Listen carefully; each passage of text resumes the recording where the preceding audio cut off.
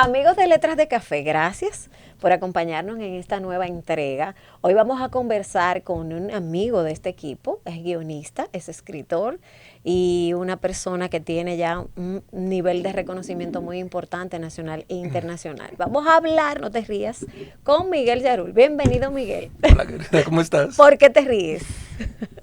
No deja de darme risa el hecho Bienvenido. del reconocimiento. Gracias por acompañar. No, es cierto. Sí, Porque okay. independientemente de los afectos o de la cercanía como lectora, yo creo que la iniciativa primaria de los espacios como este es nosotros tener ese acercamiento con los lectores y con las personas involucradas en la gestión cultural, en el cine, como es el caso tuyo, para hablar un poquito de las figuras, de los autores, pero no solamente de sus obras y de su trabajo, sino darle una connotación un poquito más personal y que Miguel nos abra la puerta de aquellas cosas que no quiere compartir. Así es que bienvenido. Feliz de estar aquí y de aportar a la conversación y de que continuemos abriendo este tipo de espacio que realmente puede sonar trillado, pero cada vez más reciben la acogida que merecen y cada vez más tienen más vuelo. Yo estoy segura que sí. A mí, claro que vamos a tocar la parte del cine, obviamente, eso no lo podemos dejar. Hay algunas preguntitas que yo sé que la gente siempre se hace, más que las que uno quiere hacer con una mirada de cuestionario. Pero sí, yo quiero darle una mirada al Miguel autor, al escritor. Okay.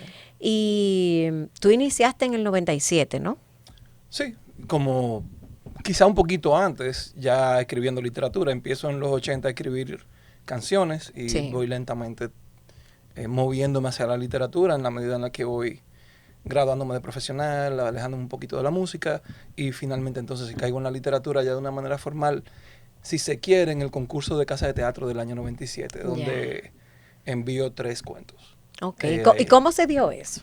Con Freddy, ¿verdad? Con Freddy No, con gente a mi alrededor que el día anterior me dijo, mándame los cuentos tuyos. Y cuando vinieron de allá para acá, estaban inscritos los 3 cuentos. Porque si hubiese sido por mí, se quedan a donde estaban. Porque yo pienso que estaba en ese momento donde todavía no me sentía muy validado. Todavía la literatura parecía algo que sobre lo cual yo no tenía mucho dominio. Y siempre he sido muy, vamos a decir que respetuoso de lo que hago, ¿verdad? No me gusta lanzarme sin saber más o menos que voy firme. Y sin embargo, esos cuentos, los 3 les fue muy bien en el concurso. Y los 3 están en Bichán. No sé si lo sabía, los 3 están allí dentro. Y a partir de ahí, pues entonces ya no me detuve. Pero antes de nacer el escritor, hay un lector. Ese lector regularmente es así. Yo creo que a los 3 o 4 años. Ok, pues tú haces lectura activa de hace muchos años, prácticamente, de toda la vida. Mis recuerdos de la casa de mis padres, yo leyendo un periódico, yo leyendo a Julio Verne, yo leyendo a Jack London, yo leyendo libros de literatura juvenil. O sea, yo me lo pasé todo. Okay. Hasta que llegué a la obra de Agatha Christie y me leía una novelita diaria. O sea, yo leía todo lo que me caía. Mi tía, que en paz descanse, me leía la Biblia y casi todas las noches y también esas historias me maravillaban. Como que leía también a través de ella y construía esas historias en mi cabeza. Entonces, yo era ese muchachito que había mucha gente jugando afuera y yo podía estar leyendo perfectamente sin ningún tipo de... El mundo se podía acabar. Sí. Y yo estaba feliz. Qué bueno. Te hago la pregunta porque a veces cuando un lector nace tan temprano, yo no inicié tan temprano como tú, yo inicié a los 8 a hacer lectura activa, pero yo tenía ese referente en mi casa porque mi papá leía mucho, tenía una biblioteca y nos estimulaba a nosotros a leer un libro semanal. Eso era un desafío, okay. ¿Sabe? Cada quien a su edad y a su género, mis hermanos mayores, yo era la más pequeña, pero regularmente cuando un lector nace tan temprano es porque tiene un estímulo, entonces ya te escuché que tenías una tía que te leía la Biblia. Sí, y mi mamá siempre estuvo muy pendiente a mi desarrollo intelectual y de lectura, o sea, siempre había algo rodando. Y todavía ahora yo creo que es algo que no solamente me acompaña, sino que en mi casa hay como no un santuario de libros, porque eso no existe, pero en todas las esquinas hay 3 y 4 libros, los cuales yo abro atendiendo al momento del día. Sí. Sí, un libro para por la mañana, un libro para la tarde. Entonces siempre estoy leyendo mucho más. Es increíble, siempre estoy leyendo mucho más de un libro a la misma vez. Que yo sé que hay mucha gente que tiene... Es más común de lo que tú crees. Sí, claro. La mayoría tenemos varios libros abiertos al mismo tiempo. Además, yo creo que es un tema también de uno razonar lo que lee y de asumirlo. Uno como que desconecta. Déjame soltar esto. Entonces yo le doy aire a esas ideas y lo dejo ahí. Entonces tomo esta parte y voy leyendo otra cosa. Hay libros difíciles. Claro. O sea, hay unos libros donde realmente yo paso mucho tiempo con cada página y digo, yo necesito respirar. Hay una literatura que es compleja. Sí, ensayos y novelas. Hay autores que para tú descifrarlo, tú dices, pero ven acá, espérate un momento, ¿y qué es lo que este pana me quiere decir en esta vaina? Con El sonido y la furia de Faulkner he durado un buen rato solamente en los primeros capítulos. Sí. Y yo he dicho, no vamos a entender. Mira, con William Faulkner, a mí me pasó lo mismo, porque en El ruido y la furia hay unos diálogos sobre los diálogos. No sé si ya tú advertiste eso. Sí. Yo tuve que leerlo 2 veces. Sí. Fue una tarea que nos pusieron en Tertulia Urbana con Yulisa. Sí. A nosotros nos tocó analizar ese libro. Y fíjate tú qué curioso. Yo la primera vez que lo leí, óyeme, la primera vez que luego terminé reseñándolo el libro, porque yo decía, no, pero que esto es una cosa que me dio demasiado trabajo. O sea, porque a veces uno cree, si tú sabes, la parte del ego lector que te dice, no, yo a esta altura de mi vida que yo he leído tanto, pero leer a Faulkner no es fácil. Sobre todo ese estilo narrativo que él implementa, esas estructuras que él implementa en los diálogos del ruido y la furia. Por decirte uno, bueno, yo sé que es difícil, yo tuve que leerlo 2 veces para yo poder decir, pero ven acá. Pero es que esta tipa no me está hablando de mí. Ni él tampoco me está hablando de mí. Ella está pensando ella. Y eso se integra a los diálogos. Pero volviendo un poco al Miguel lector, al Miguel escritor. Luego entonces que tú presentas y ganas esos cuentos en Casa de Teatro en el 97. ¿Qué sigue después de ahí? En el 2003 vuelvo y participo. Otra vez pasan 7 años donde yo me dediqué puramente quizá a pulirme, a leer, a tratar como de interiorizar y de seguir creciendo. Y en ese momento entonces gano, ya era un concurso internacional en ese momento, entonces con Deportivas Parte Atrás gano el concurso, la edición 2003, que Rey Andújar llegó segundo. Y de ahí nos conocimos. Vaya. Y nos caímos súper bien y de ese momento nos queremos muchísimo. Y entonces empiezo a darle forma a lo que termina siendo Bichán, que es juntando todas estas historias y tratando de pulirlas.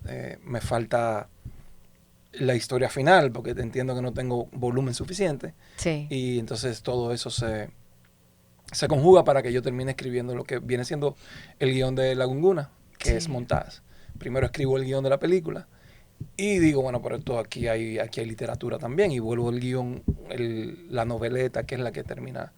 El cuento largo ese que termina y cierra el libro. Sí, y a partir de ahí entonces de nuevo nos lanzamos. Antes de llegar a La Gunguna, porque para allá vamos, definitivamente, nosotros conversábamos, antes de empezar a grabar, conversábamos y te decía yo cómo me impresionó el Bichán, ese libro de cuentos, los cuentos que componen el Bichán. Porque hay una narrativa dominicana, hay una expresión de esa época, de los años 80 y 90, que era la forma de expresarse del dominicano, de vivir su cotidianidad, de vivir la ciudad, de expresar sus inquietudes sociales, sí, sobre todo. Esa forma tan particular que tenemos los dominicanos de reírnos de nuestras desgracias y de presentársela a la gente y de ir escribiendo un cuento sin escribirlo. Correcto. Sobre las vivencias que tenemos nosotros en el día a día. Pero que una cosa que me maravilló muchísimo es ¿cómo tú describes la ciudad de esa época? Sí. ¿Cómo se vivió en esa época? ¿Cómo tú lograste llegar a esa idea y cómo la desarrollaste? O sea, ¿hiciste una planificación para tu narrativa? No hay nada planificado ¿Tú trabajas en ese con libro. escaletas y eso fluyó? ¿Cómo nació esa idea? Cuéntanos un proceso, un poquito sobre ese proceso creativo de los cuentos. Bueno, lo que más me atrae de los cuentos es el hecho de que para mí son el género donde yo me siento más libre, donde yo realmente puedo explorar sin mucha gente dirá que la novela, pero donde yo realmente puedo explorar sin mucha consecuencia, para mí es el cuento. Sí. Y yo creo que Bichán puede nacer perfectamente de esa visión de ese Santo Domingo, de aquel tiempo, sumado a un Santo Domingo del principio de los años 2000, pero también nace de esa necesidad de explorar el género y de tratar de contar cosas de una manera que a mi visión no habían sido todavía contadas. Entonces por eso tiene tantos finales, tantos twists, por eso nos lleva por técnicas narrativas que yo personalmente no había leído antes con mucha humildad, ¿verdad? Como por ejemplo el primer cuento, que no sabemos de qué estamos tratando hasta el final. Entonces me divertía y me sigue divirtiendo mucho el hecho de poder crear tensión literaria, Sí. el hecho de que la gente quiera seguir leyendo a través de ese hilado de historias, principalmente en el formato de cuento, porque paga muy rápido. El payoff, la paga es Sí. en 1500, 2000 palabras, te desmontaste de la barra y triunfaste o no triunfaste. En la novela tú tienes que esperar 50, 60, 70 mil palabras, acompañar al lector por mucho más tiempo, en la película por años. Pero el cuento es tan inmediato y la respuesta es, a diferencia de todos los otros géneros, la respuesta es casi inmediata al lector. ¡Wow! Aunque tiene su hándicap, tiene sus debilidades, para mí todavía es como el género perfecto para el escritor flexionar su músculo creativo. Porque después en la novela hay mucho de diseño, hay mucho de trama, mucho de subtramas, hay mucho de capas. El cuento para mí es como una lagartija bien hecha, en ese sentido. Y sobre mi proceso creativo en cuento, siempre llego al cuento con ¿qué pasaría si? O sea, casi siempre es lo que lo detona. Y con uno o dos buenos personajes puestos cotidianos en una situación excepcional. Eso me funciona muy bien, pero no una situación excepcional de una vez en la vida, sino situaciones excepcionales que nos pueden pasar de una manera muy cotidiana. No sé si es que ya tú me aclararás, no sé si soy yo que lo advierto, pero en ese hilo conductor entre los cuentos del Bichán, hay una narrativa en primera y hasta en tercera persona. Sí. Y eso no es fácil de lograr. O sea, ¿cómo tú llegaste hasta ahí? De nuevo, como yo le dije a usted en Tertulia Urbana, yo pienso que no hay nada más fresco que la ignorancia. El hecho de tú no tener un techo, de tú no tener una expectativa, de que nadie iba a coger ese libro y lo iba a criticar. Nadie. Ese libro no estaba supuesto a... Bueno, era la impresión que tú tenías. Sí, sí, totalmente. Y yo pienso que todos los escritores, a medida que vamos creciendo y vamos adquiriendo ese reconocimiento del que hablas, vamos desarrollando cierta precaución y vamos desarrollando como barandilla. No queremos caer para este lado y entendemos que estamos aprendiendo a escribir, que escribimos mejor y que como es posible que yo después de 20 años tengo que escribir mejor. Sin embargo, casi siempre en las óperas primas y en las que las siguen, nosotros podemos ver al escritor voraz, sin freno, desenfrenado, furioso, atrevido, sin ningún tipo de miramientos. Entonces hay mucho de esa de un escritor desaprensivo en Bichán. El hecho de que ¿por qué escribo en tercera persona? Porque sí, ¿por qué no? Porque es difícil. Yo no sabía que era difícil. Para mi cabeza no era difícil. Y de hecho lo es. O sea, como hablamos de nuevo allá en Tertulia, o sea, tú lanzaste a escribir en tercera persona, tú corres el riesgo de crear un personaje que no sea creíble, o de resbalar, o perder el interés. Pero en ese momento a mí no me importaba. Yo creo que ese es el estado más puro de la creación y en el que uno es más feliz como creador, en el hecho de que esto no importa. Fíjate que los grandes fracasos vienen por las expectativas, una gran película, ¿qué va a ser después? Por eso los segundos intentos casi siempre son tan poco satisfactorios, por llamarlo de una manera, porque por lo general vienen cargados de mucha expectativa. Sí. Hay una, por ejemplo, hay una, ¿qué hay? Siempre hay en los cuentos para los escritores, para los autores, desarrollar un personaje. Me imagino que en cine, en tus guiones también te pasa algo similar. O sea, hay personajes que crecen, que tú lo conciben de una forma y después eso tú lo batallando y dices, espérate un momentico. Deberían. No solamente deberían. Si el escritor tiene confianza en sí mismo, se va a dejar llevar. Y va a permitir que la historia le vaya hablando. Y a lo mejor empezó siendo hombre y termina siendo una dama. O de una nacionalidad y termina siendo otra. O termina siendo con unos rasgos de personalidad completamente diferentes. Porque a la larga, aquello de personajes y trama no es más que jugar con masilla. O sea, es como vamos a moldear, pero tú tienes que dejar espacios para que todo esto crezca para el lado que más le convenga a la historia. Entonces, por supuesto, hay veces que tú dices, no, nadie me va a tocar este personaje, pero lo que pasa con ese personaje, si alguien lo toca y lo mejora, en cine pasa muchísimo. O sea, un actor coge un personaje que tú trataste de una forma y el actor dice, yo tengo esta visión para este personaje. El guionista primerizo dice, tú no me le vas a poner la mano. El guionista que ya ha trabajado mucho va a decir, ok, vamos a trabajar juntos. Vamos a ver cómo entre todos, o entre tú, yo y el director, podemos hacer que este personaje crezca. Porque a diferencia de la novela o de la literatura, en teatro y en cine, pues hay que contar con el input del actor o de la actriz. O sea, eso es importantísimo. Y eso es llevar al personaje para esos lugares que tú dices.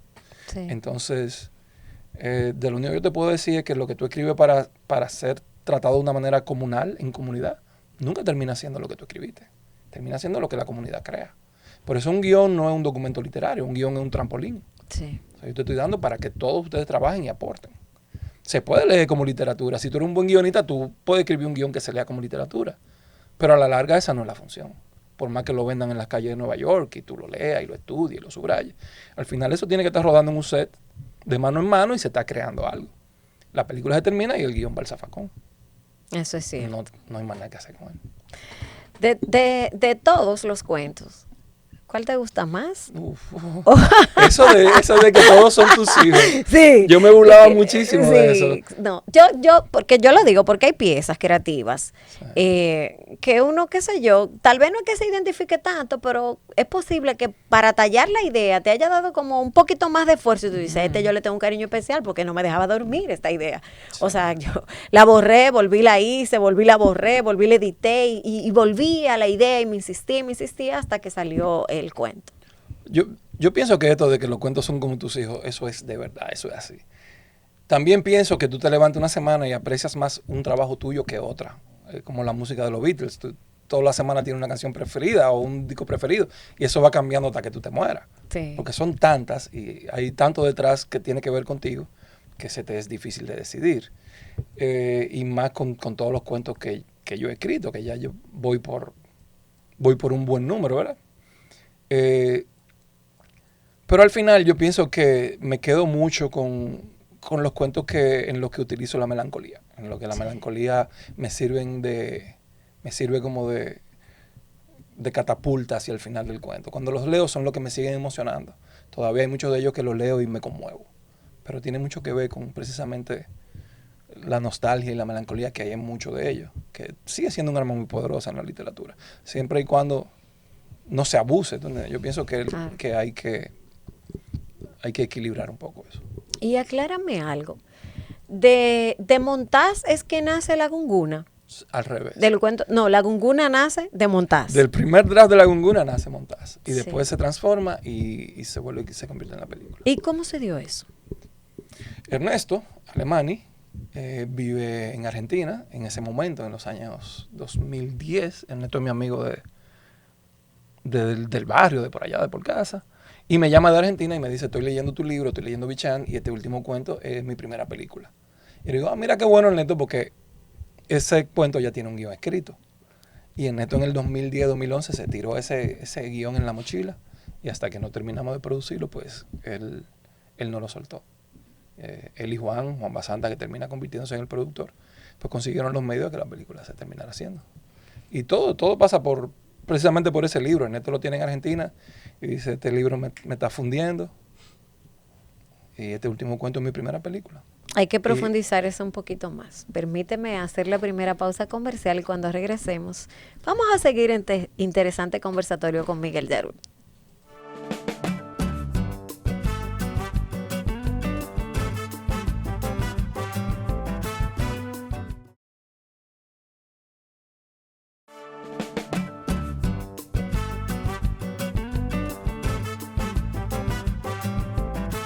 Estamos de vuelta conversando con Miguel Yarul. Nos quedamos en La Gunguna, Miguel.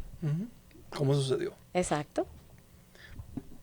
Ernesto Alemán y luego Juan Basanta fueron los propulsores del proyecto. En ese momento la ley de cine tenía apenas unos años. El cine dominicano era una gran novedad. Sí. Cada película que salía pues merecía la atención de la sociedad. Y yo creo que La Gunguna llega en ese momento súper oportuno para ese material. Que le fue muy bien, ganó premios. Sí, ganó muchos premios. Y es de esas películas raras que el público y la crítica aprecian por igual, que casi nunca pasa. O sea, las que son muy queridas por el público, por lo general, no se llevan muy bien con la crítica y viceversa. Y La Gunguna tuvo como esa virtud, como de que todo el mundo destapó muchísimas opiniones, mucha gente se dedicó a escribir sobre ella. Yo pienso que es una gran virtud todavía de cualquier pieza de arte, el hecho de que mucha gente le dé muchas lecturas. Y yo creo que esa es una de las grandes virtudes de la película, que termina mucha gente hablando de ella y de qué encontró allí. Claro.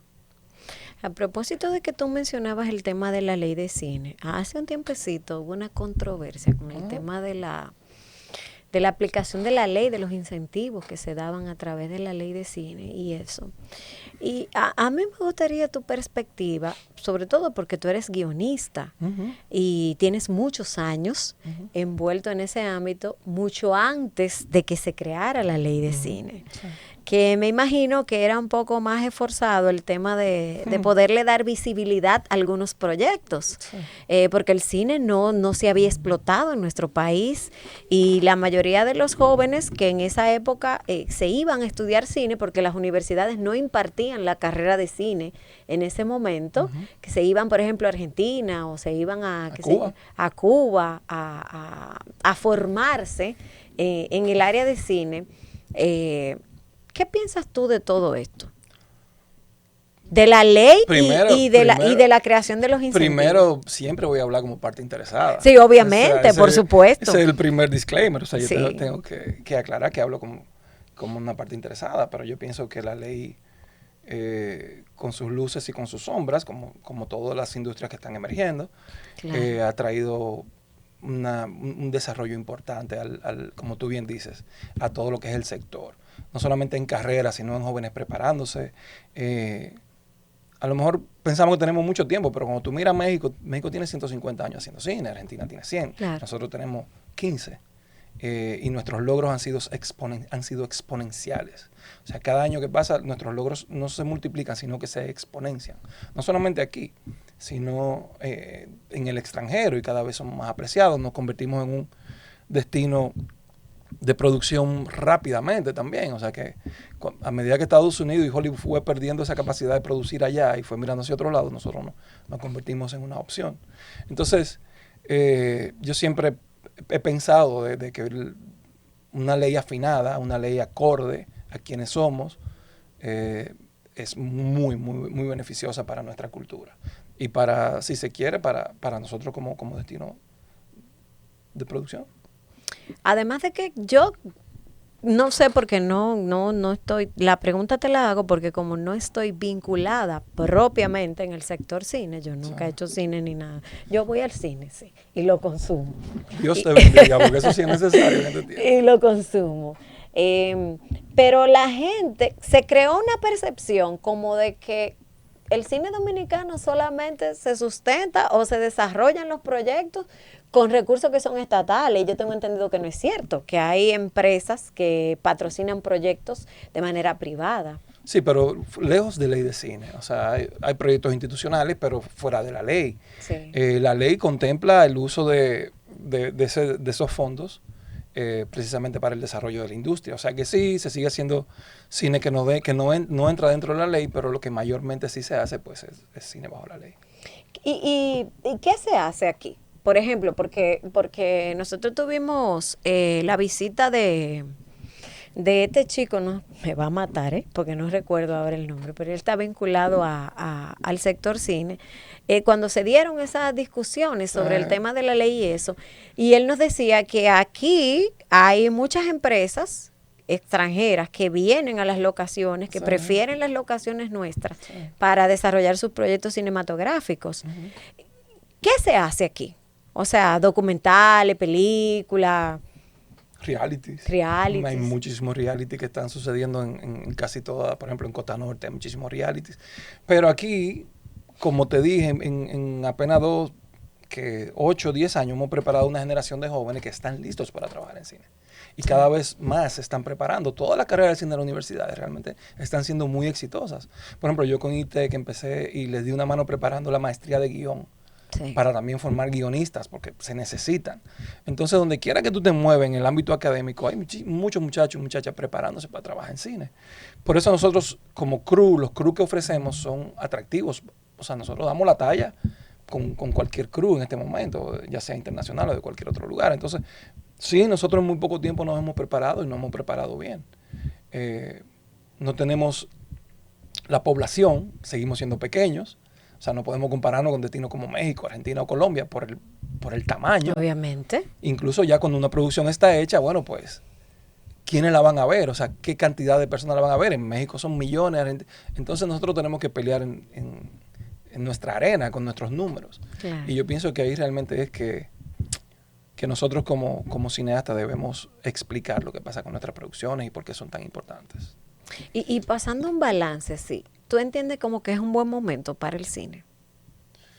Yo pienso que estamos no solamente el cine dominicano, yo pienso que estamos en un periodo de transición en general, después del año 2020, donde tú sabes que el cine en el 2020, después de la pandemia, pues ha tomado un largo tiempo para recuperarse. Entonces yo pienso que se siguen haciendo muchas producciones de calidad. La gente no está yendo al cine como antes, pero hay una tendencia a la recuperación a eso. La gente se acostumbró mucho a ver películas en sus dispositivos, en su casa, y mucha gente se quedó con esa costumbre. A mí me da mucha pena ver películas que costaron tanto esfuerzo en un celular, que mezclada en un gran estudio, que filmada por las mejores cámaras y de repente la estamos viendo en un celular. Pero yo pienso que no es ajeno a la República Dominicana, eso está pasando en todos los sitios. Y yo pienso que el medio fílmico está evolucionando.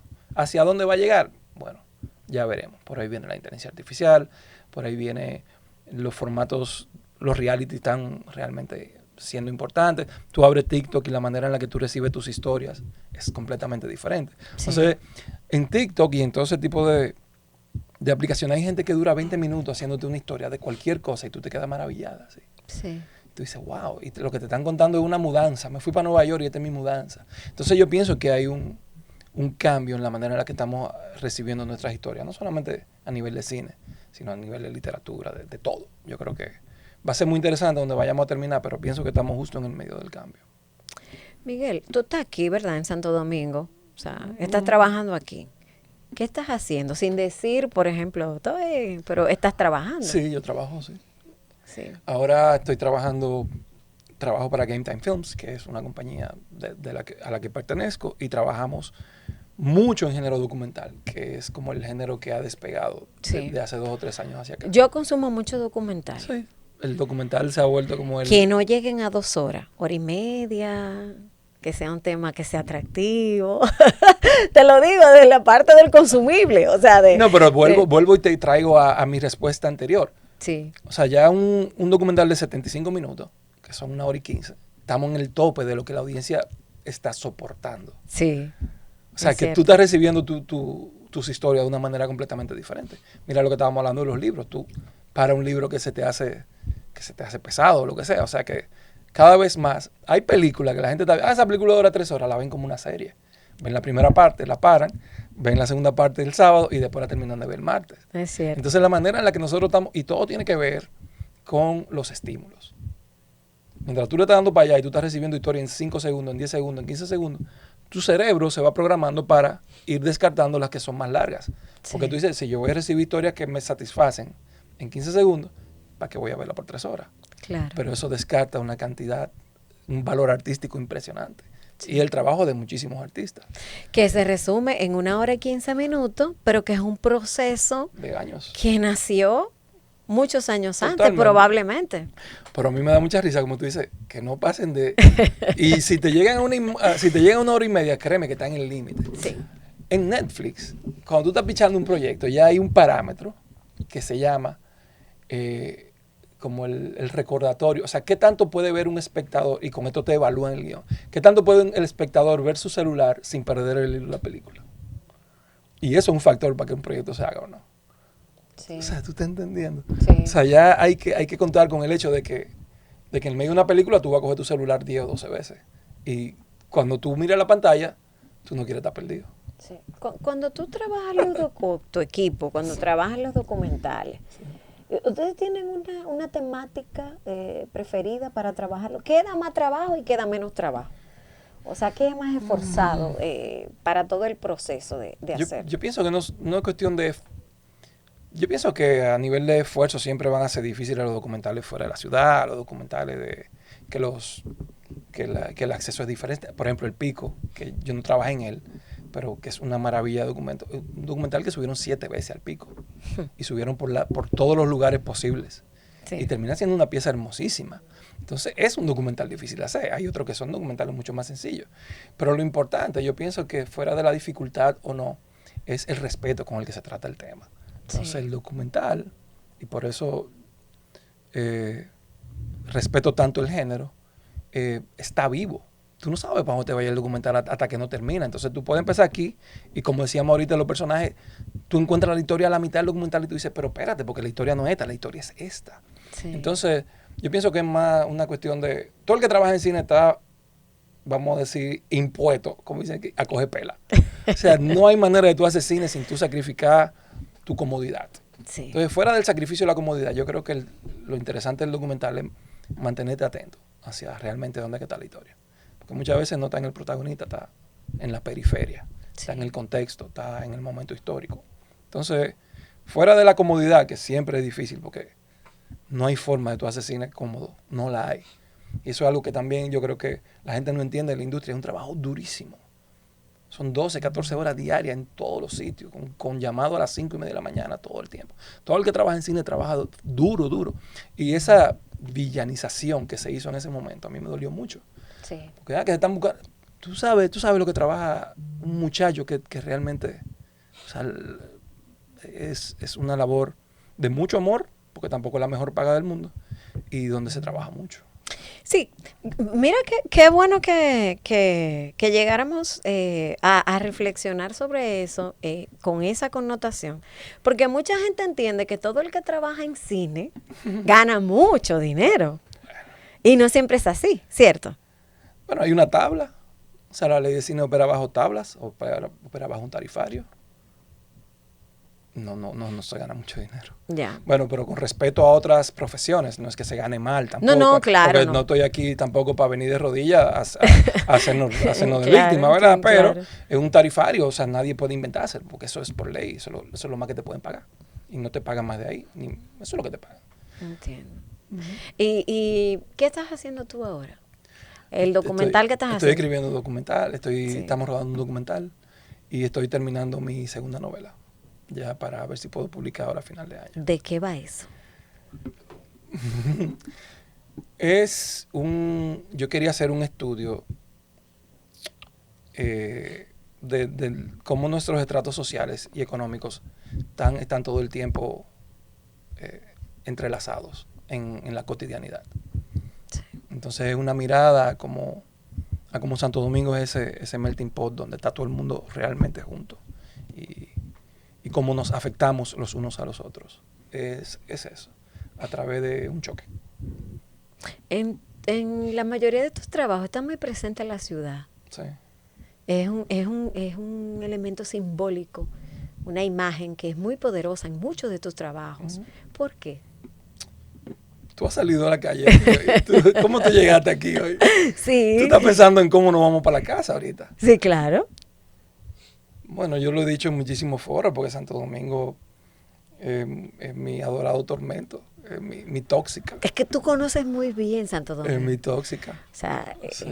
es que te ha apasionado mucho Santo Domingo. Pero es que yo pienso que el escritor que no abra los ojos y esté atento y se deje maravillar y sorprender para un lado y para otro, tiene que hacer otra cosa.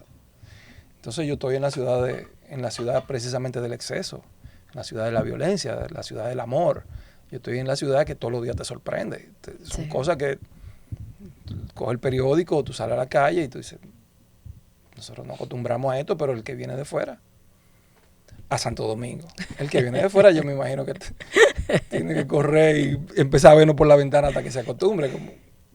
Pero sí, yo pienso que, aparte de todo, es muy rica desde el punto de vista literario. Sí. O sea, tiene muchos recovecos, tiene mucha esquina, tiene mucha nostalgia, tiene la zona colonial, tiene historia. No es una ciudad que cayó y ya, o la construyeron ahora, de rascacielos y lo que sea, sino que en cada esquina que tú veas es una ciudad que tiene mucho arraigo para todos los lugares. Y son barrios que tienen historia.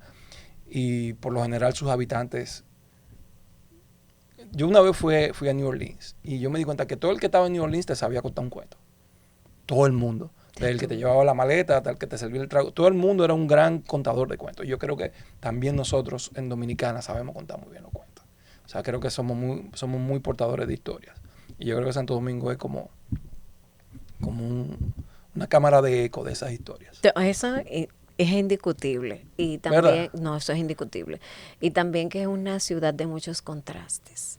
Que yo creo que esa mirada, tú se la estás dando a la novela que estás escribiendo cuando tú hablas de esa compenetración o de esa forma en la que se encuentran las diferentes clases sociales en Santo Domingo. Pero te voy a decir algo, y perdona que te interrumpa. Es algo que me preocupa el hecho de... Todo el mundo quiere que lo conozcan fuera de aquí. O sea, yo creo que todo el mundo tiene esa... No es un sueño, pero esa ilusión. Yo a veces me pregunto si alguien más se puede relacionar con lo que yo escribo, precisamente por ser Santo Domingo. Sí. Yo escribo pasajes y yo digo, pero es que ¿quién le puede interesar esto? Porque no lo ha vivido. No hay un... Y después vuelvo para atrás y digo, pero cuando yo escribí La Gunguna, a nadie le iba a interesar eso y de repente mucha gente se interesó. Entonces yo tengo que seguir confiando en que lo que para nosotros tiene valor, para otros lo va a tener. Pero relacionarse desde fuera con lo que yo cuento sobre Santo Domingo, yo entiendo que no es que sea un hándicap, pero la pone difícil. O sea, la pone difícil porque es que la gente no... Yo creo que a veces no me va a creer, no me cree. Entonces a veces se me hace difícil. A veces pienso, si yo viviese en una ciudad más neutral, mis historias pudiesen ser quizás más potables fuera de aquí o la gente las entendiera mejor, pero yo no me voy a negar al personajazo que tenemos aquí. Sí. Entonces, no sé si tú me entiendes un Claro. poquito. Sí. Te entiendo perfectamente. El hecho de que ¿quién nos entendería? Bueno, nosotros. El ciudadano dominicano es muy particular en su forma de hablar, de caminar, de reírse, de convivir en cotidianidad, de caminar las calles. Sí. Sí, es realmente. Yo acabo de escribir, uno de los capítulos está dedicado a un Willy, a un motor en Willy. O sea, yo escribí 2000 palabras sobre por qué estos muchachos que se van en rojo en los semáforos tienen que levantar la goma. ¿Por qué? Yo digo, ¿por qué? Yo lo necesitaba entender. Yo pienso que yo llegué a una explicación más o menos satisfactoria. Sí. Traté de meter en su cabeza, hablé con un par de ellos, lo paré, ven acá, mi hermano. Pero yo me pregunto a cuántas personas más del continente latinoamericano tienen ese problema o le importaría. Nosotros, porque cada 3 semáforos hay uno que se va en Willy. Y por lo general causan accidentes, porque ya vemos que hasta lo han tipificado, ¿verdad? Sí, claro. Pero entonces, a veces sí me pregunto, como, ¿realmente lo que yo estoy escribiendo es tan relacionable fuera de aquí? Te tengo que hacer una pregunta que se la hago a todos los autores cuando vienen, que trabajan diferentes géneros. ¿Cómo te sientes más cómodo? ¿Escribiendo cuentos, novelas o escribiendo guiones de cine?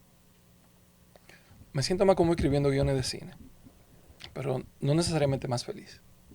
No quiero decir que el cine no me dé felicidad, Sí.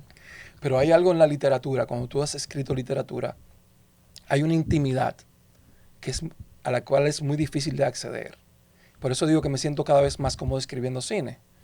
Porque, como te dije ahorita, yo estoy escribiendo para un grupo.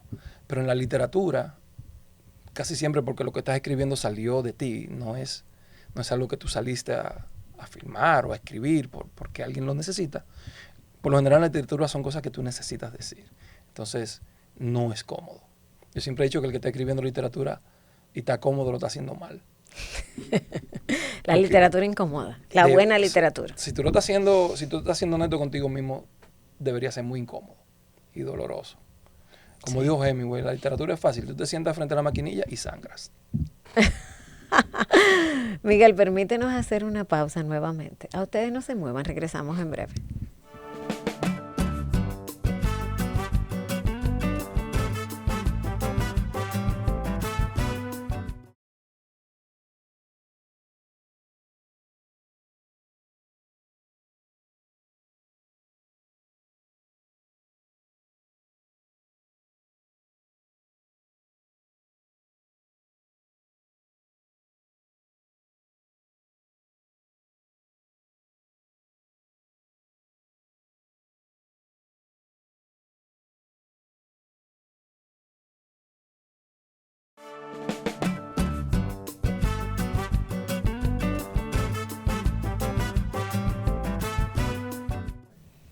Aquí conversando con Miguel Yarul. Miguel, en el segmento anterior le pasamos como por encimita a la noticia que nos diste que estás escribiendo una novela.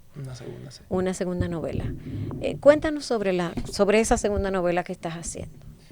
Bueno. Y ahí mismo, porque esta es tu segunda novela, sí, vamos a darle una mirada al mundo editorial. Ok. Bien. Bueno, sí, yo estoy trabajando con La Pereza Ediciones. La Pereza está basada en Estados Unidos, es una editorial mediana donde se hace un trabajo realmente con mucho decoro con respecto y de frente a sus autores y a sus escritores. Pienso que con mi primera novela, con Guapo, fue donde nos conocimos, sí, en un esfuerzo importantísimo del Ministerio de Cultura. En la Feria del Libro del año 2022, ellos consiguieron que varias editoriales se juntaran con varios autores y autoras dominicanas atendiendo al género. Entonces, si tú escribías poesía, probablemente te iban a empatar con una editorial de poesía. Y así sostuvimos quizá una decena de sesiones de autores dominicanos ofreciendo nuestro trabajo, que todavía creo que una de las gestiones culturales como más importantes de la que yo he formado parte. Y de ahí sale entonces lo que es Guapo con La Pereza. Uh-huh. Y te puedo decir que el hecho de estar a disposición de una editorial que tenga alcance fuera de aquí, no solamente en el ámbito académico, que es realmente donde hay muchas editoriales que tienen acceso, el hecho de que tú puedas ir a una universidad a conversar con estudiantes, a que asignen tu libro, a Feria del Libro Internacional, realmente a ponerte a rodar. Yo pienso que ese es el brazo que a nuestras editoriales todavía le hace falta.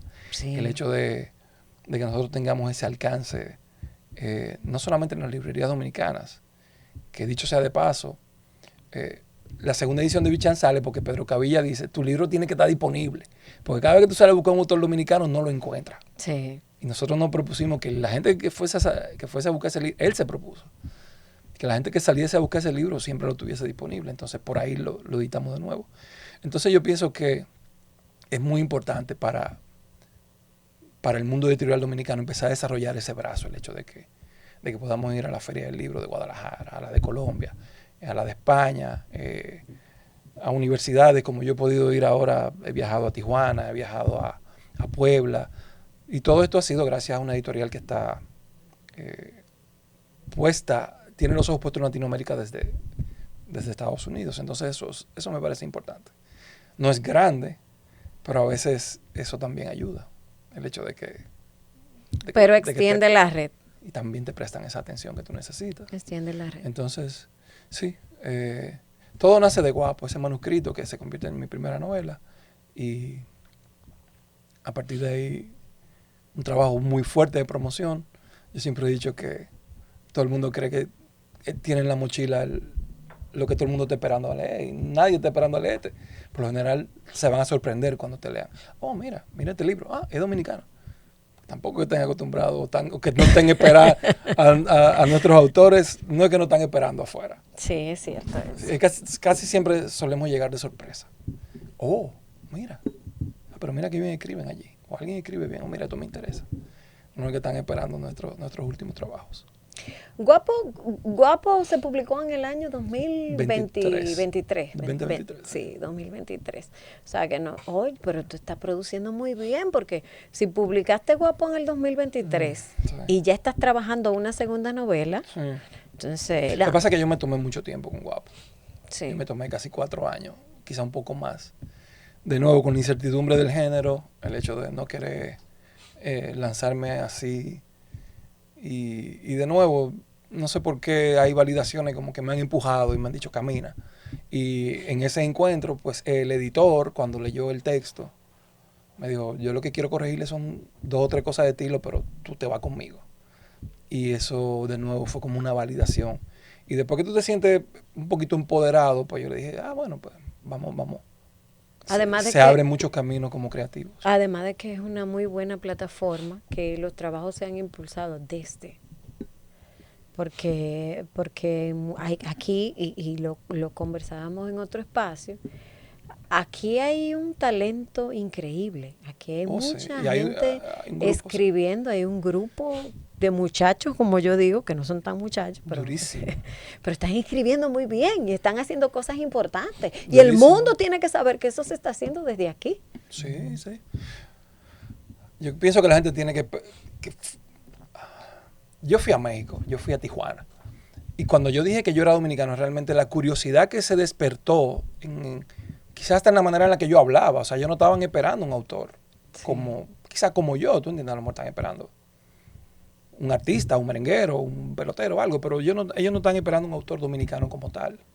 Entonces yo pienso que nosotros como autores y como un grupo de escritores, pasa mucho en Puerto Rico también, nosotros tenemos que empezar a formar esa imagen del autor desde aquí, que existe, sí, claro. Y que estamos presentes y que queremos hablar de muchísimos temas, no solamente de temas que quizás se puedan asociar con el trópico, claro. Con el Caribe o lo que sea. Nosotros tenemos problemáticas muy actuales y muy contemporáneas y que se pueden relacionar muy bien con el resto del mundo. Entonces hay que trabajar mucho en eso. No que lo otro sea descartado, ni mucho claro menos. Que sencillamente que el abanico se abra y que mira, todo esto está pasando y como tú dices, hay una cantidad de autores, de muchachas y de muchachos que la están poniendo, que lo están haciendo como es. Lo que pasa es que falta el hecho de que nos reconozcan y eso solamente se consigue con trabajo. Claro. Eso no es de que dame apoyo, no, eso es a un buen trabajo y al trabajo. O sea, produce un buen material y fájate, que las herramientas están ahí. ¿La novela que estás haciendo ahora está lista o está todavía en proceso? Está ya para una primera revisión, sí. Ah, pues está lista. ¿Tú dices? Sí, ese trabajo está listo. No, para nada. Escribir es reescribir. Ese primer borrador. Sí, pero ya lo que hace es contener la historia. Ya. Tú, como el proceso de escribir cuentos es diferente al proceso de escribir novelas, y en los cuentos tú fluyes mucho. No sé si aquí en novela, que es otro género, tú utilizaste tus escaletas, tu proceso de planificación, el diseño de tus personajes, sí. Y orientaste esas ideas por donde las quieres mandar, sí. O por donde las estás proyectando en este sí. texto. ¿Tú tienes lectores betas? ¿Tú tienes gente crítica que te dice, gente no me gusta eso, mira? Gente a quien yo molesto. Sí. Tengo 2 o 3 personas a quien yo molesto. Franz García es uno de ellos. Sí. Gente que entienden muy bien sobre el proceso creativo. Son gente que yo le digo, mira, esto está en este punto. Tú no puedes salir a buscar más nada que no sea, tal cosa, porque todavía no he trabajado esto y esto. Quizás cosas que a un lector que no tenga el oficio de escritor sí. le pasen por arriba y quizás tú no consigas el objetivo que saliste a buscar, que fue mejorar la obra en lo adelante, en las próximas reescrituras. Entonces sí, yo tengo un par de gente que conoce muy bien sobre el oficio y a los cuales yo molesto.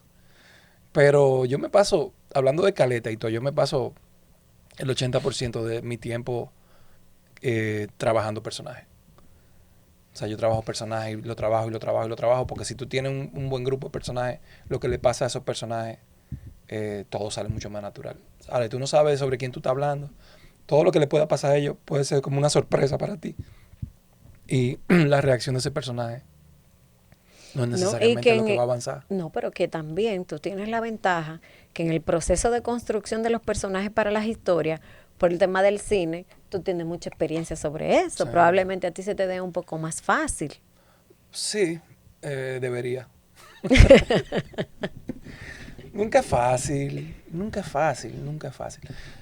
Te decía ahorita fuera del aire que uno tiene buenos días. Uno tiene días donde tú escribes 2000 palabras y todas quedaron donde iban. Tú tienes días donde tú estás picando piedra con la mente, donde tú realmente tú lo estás haciendo por necio o por no perder la costumbre, que también es importante. Pero, y hay personajes que te salen de una vez y hay otros que no, y ahí entra un tema de construcción del subconsciente y mil cosas, ¿verdad? Pero la verdad es que nunca es fácil. Nunca. Y con esto no es que para desanimar a nadie. Sencillamente para valorar lo que tenemos, ¿tú entiendes? Y cada vez que tomamos... Yo respeto mucho todos los libros que yo tomo en la mano. Sí. Porque yo sé lo que han costado. Sí. Entonces, cuando tú lo has hecho y lo has hecho a cierto nivel, pues entonces tú empiezas a apreciar mucho más lo que hacen otros escritores. Por eso no puedo sentir más que cariño por todo el que escribe a mi alrededor, porque son gente que están echando el pleito en un oficio que no necesariamente es muy... Le devuelve mucho cariño a quien lo hace. Sí, a veces no es tan agradecido. No es un oficio agradecido. Sí. No es un oficio que va a hacer todo lo posible para que tú abandones. Sí. Mira, como tú te sorprendes, yo estoy escribiendo del 97. Sí. O sea, son 30 años, man. Es mucho tiempo. Ha pasado mucho tiempo. Es mucho tiempo, mucho tiempo. Y el oficio de tratado, pero estamos aquí. Mira, antes de ya los minutitos finales que nos quedan, a mí siempre me gusta saber, o a mí no, a todos los lectores, la gente que está pendiente del programa y se conecta, ¿tú tienes alguna fórmula? Porque, por ejemplo, hay escritores un poquito más estructurados que como yo me acostumbré, yo tengo 1 hora para leer, 1 hora para escribir. Sí. Y cuando estoy trabajando sobre algo, entonces la dinámica cambia un poco. Uno tiene...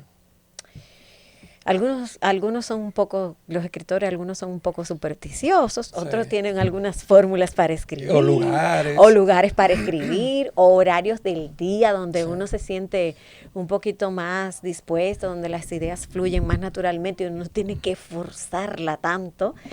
Porque dentro del proceso de escribir, que la gente cree que es muy fácil, pero realmente... Y muy romántico también. Y muy romantizan el proceso de escribir. Pero muchas veces trabajando sobre un proyecto, hay días que no son tan buenos, que tú tienes que empujar la idea, como tú dices, picar esa piedra para poder completar la jornada de ese día. Picando piedra. Exacto. ¿Cómo tú lo haces? Yo me he dado cuenta de que mientras más actividades inconscientes, donde mi subconsciente pueda aflorar, yo voy a escribir mejor ese día. Si yo tengo que manejar a un lugar y es lejos, ahí ese día yo escribo bien. Si yo tengo que fregar, déjenme los platos, yo voy a fregar. Cualquier actividad que logre apagar todos tus circuitos de conciencia y te permita realmente como acceder a apagar el celular, a que te dejen tranquilo y a sopesar, yo pienso que ayuda al proceso creativo. Te voy a decir algo que yo me he dado cuenta. Mis mejores pasajes suceden cuando yo estoy y abro la computadora porque voy a salir en 10 minutos. Yo digo, déjame escribir 10 minutos porque voy a salir. Y de repente esos 10 minutos me salen maravillosos, pero me tengo que ir.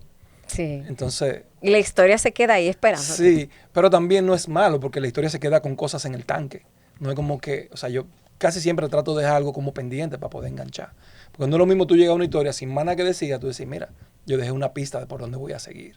Entonces eso me ayuda mucho. Y por último, pero no menos importante, es como encontrar la música que cada historia que estoy escribiendo necesita. Sí. Probablemente yo oiga 2 o 3 álbumes siempre cuando estoy escribiendo algo. Por ejemplo, en Guapo yo escuchaba un grupo español que se llama Vetusta Morla. Y yo lo escuchaba y lo escuchaba una vez porque yo pensaba que adentro de ese grupo había una novela. O en su obra había una novela. Otras veces ha sido escuchando a Bill Evans o a Miles Davis o lo que fuese, pero la música me detona muchísimas cosas también. Esos son como mis mis secretos, también hay libros que me inspiran, que yo digo, wow, leer Steinbeck, por ejemplo, esa prosa, la cojo, la leo y salgo queriendo hacer cosas parecidas. Y creo que busco mucha inspiración en la literatura y en el cine y obviamente en la música. Pero como secreto, está abierto a escribir en cualquier lugar. No hay un momento mágico. Aunque hay días que sí, tú lo encuentras, pero casi siempre por casualidad. A veces que me he llevado una computadora para la loma, a veces baja sin abrirse. Tú entiendes, sí. Voy por una montaña, eso está muy romántico. Pero de repente lo escribí más en el camino, o lo pensé en el camino y lo terminé en la oficina. Estar abiertos, saber que hay momentos donde es muy romántico, pero que por lo general es un oficio al que hay que ponerle mucho empeño. Si tú tuvieras que irte, vamos a hacer este ejercicio. Ay, mi madre. Si tuvieras que irte, qué sé yo, a un retiro, o afuera del país, o algún escenario donde tú no tuvieras contacto con ni dispositivo, ni libros, ni nada, y tuvieras que llevarte 2 obras de cualquier género, de tu preferencia, 2 libros solamente, 2. Tú dijeras, bueno, me toca apartarme por 2 meses, por 3 meses, y solamente tengo la opción de llevarme 2 libros. ¿Cuáles te llevarías y por qué? Pues es una isla desierta condensada. Uno siempre tiene algo, no tiene que ser de una literatura de lo que uno haya leído, pero uno siempre tiene autores o tiene libros que uno dice, mira, si a mí me tomara un tiempo que yo tuviera disponible para esto, yo me llevara, qué sé yo. Yo pienso, yo me llevaría algún libro de Toni Morrison, probablemente Jazz, o Beloved, y probablemente un libro de Sábato, quizá sobre tumbas y héroes, o sí. Probablemente esos 2. Y eso que lo pensaste, tremendas obras. Sí, son 2 autores que por motivos diferentes en su momento me pegaron, me hicieron sentir de que la literatura era realmente inmensa. Así como Steinbeck y Hemingway, John Didion o Susan Sontag o toda esa gente. Pero esos dos me hicieron ver como que esto es más grande que cualquier otra cosa. Sí. Bueno, pues nosotros hemos completado el tiempo. Tuvimos una conversación muy distendida y muy enriquecedora con nuestro amigo Miguel Yarul. Miguel, te vamos de una vez a convocar para que cuando se publique la novela tienes que volver a presentarla y a conversar un poco sobre ella.